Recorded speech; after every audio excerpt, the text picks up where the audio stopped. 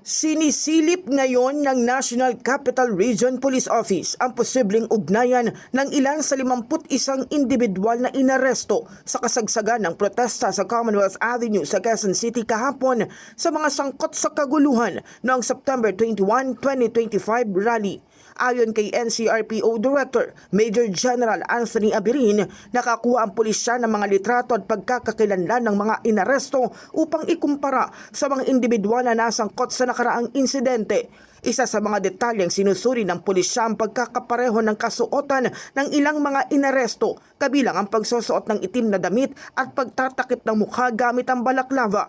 Sa video na kuha ng Quezon City Police District, makikita ang ilang individual na nakaitim at may takip sa mukha ang nag-spray paint sa pader ng isang electric distribution utility company sa Commonwealth Avenue. Yun ang tinitingnan natin po kung anong grupo po sila kabilang. At ang pagkakalam po ay hindi po sila nag-apply ng permit. Yung forma po sila, naka-black po sila, nakatakip po yung mukha.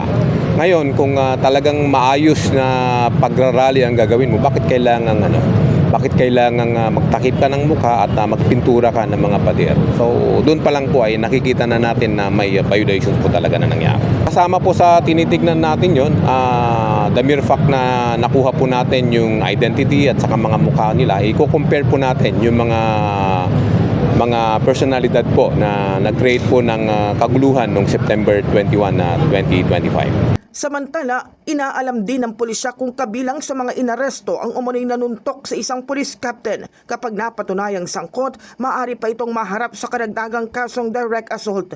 Sa ngayon, nasa kustodiya ng Quezon City Police District ang 45 sa mga naaresto, habang ang 6 naman ay nasa Police Station 6 at patuloy na iniimbestigahan. In the heart of changing lives, ako, si Brigada Kath Austria ng 105.1 Brigada News sa FM Manila, the Music and News Authority.